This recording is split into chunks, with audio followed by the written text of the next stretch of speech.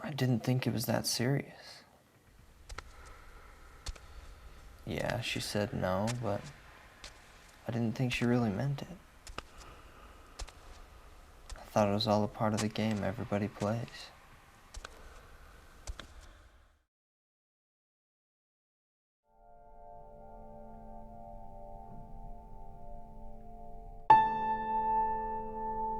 It's been a while since I felt like doing anything, going anywhere, being with anybody, even my family and friends. They all wonder why I've changed, but it's just easier to avoid everyone. I mean, how do you say it? How do you just look across the dinner table and tell your mom what happened? How do you tell your friends why you don't want to hang out anymore? How do you look in the mirror and tell yourself you're okay?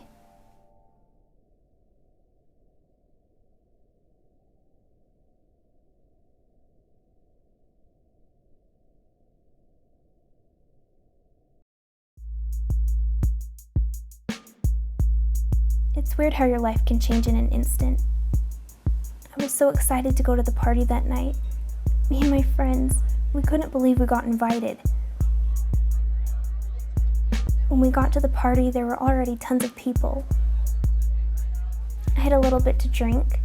Everybody did, but just a little. I don't drink that much. I was feeling pretty good when the hottest guy there came over to talk to me. He didn't go to my high school, but he knew people I did, and he seemed cool. My friends were happy for me. He kept telling me how good I looked. I don't know how much later it was, but he asked if I wanted to take a walk. And I thought it sounded like fun. We walked for a while, and then he started kissing me. I was kind of surprised, but at first I thought it'd be okay. He was getting more and more into it, but it was starting to freak me out. So I told him I wanted to go back to the party. Let's just go back, okay? He didn't listen. I told him I had to go. I told him that I wanted to stop, but he still didn't listen. I tried yelling, What are you doing? but no one was around.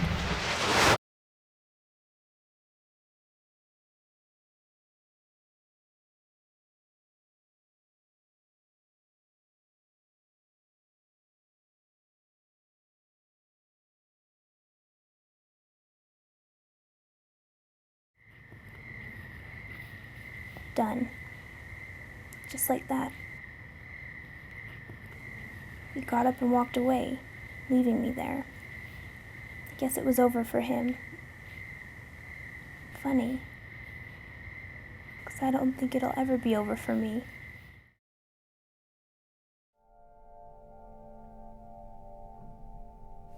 I spend most of my time alone.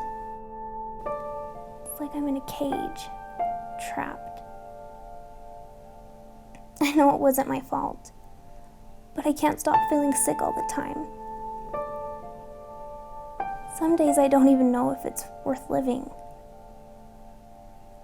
I try not to think about it, but I can't help wonder, was it just another party for him? Because for me, it's the rest of my life.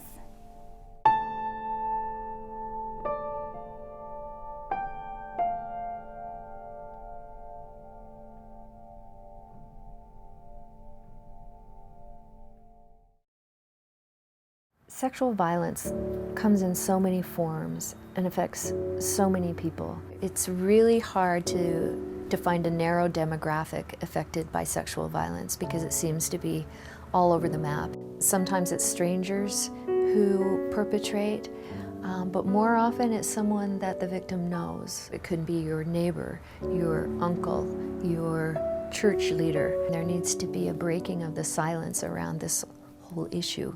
You think there's this fuzzy line between coercion and consent, but there's not. Consent is a yes. I think too often the victims are blamed, either implicitly or explicitly.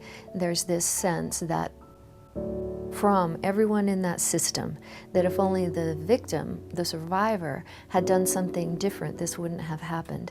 Taking the focus right off of where it belongs, which is on the perpetrator. This silence that surrounds it is one of the biggest problems for the community, and a willingness to end that silence and to really talk about it is going to be key to helping to change this, to turn it around.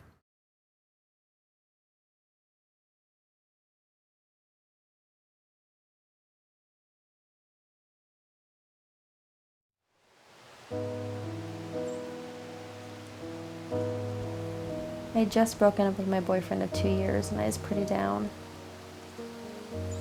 I didn't feel like going out and my friends kept telling me to try to meet guys online, which I thought was stupid. But I finally figured I had nothing to lose, so I did. I was surprised how much easier it is to be yourself and talk about life, hopes, and dreams when you're behind the keyboard.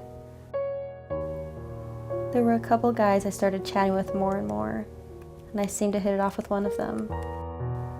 Chatting turned into texting, and texting turned into hours on the phone. We talked for about 3 months before we decided to meet up. On our first date, he played the part of the perfect gentleman. He kept telling me how amazing I was, how beautiful I was, and how he could already see spending the rest of our lives together. I wasn't sure how I felt at that point, but I guess I found myself believing everything he said. When he called up for the next date, he suggested that we cook together, and he offered to do it at his place. When I got there, he mentioned his roommates were gone for the weekend, so we had the place to ourselves. Over dinner, he told me he loved me. I've never had a guy say that so quickly before. I started watching a movie and little kisses turned into something more, way more than I was ready for. I told him I wanted to stop, but he wouldn't.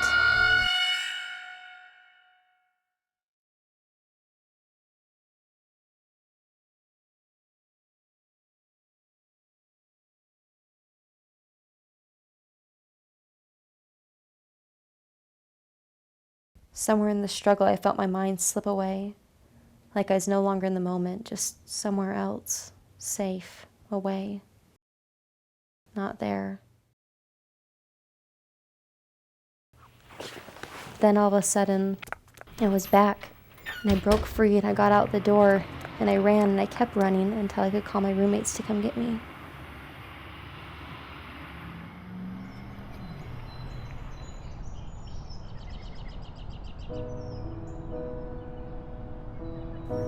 It's been a few months, and I still haven't told my roommate much about what happened, let alone anyone else. She thinks I should get help, but I'm not ready. I try not to think about it. I have other things to worry about, like finishing school and what I'm going to do after I graduate. I have a really hard time sleeping, and I hate to admit it, but I had some pain pills from the dentist, and those are helping me get through. I don't know if I'll ever feel like myself again.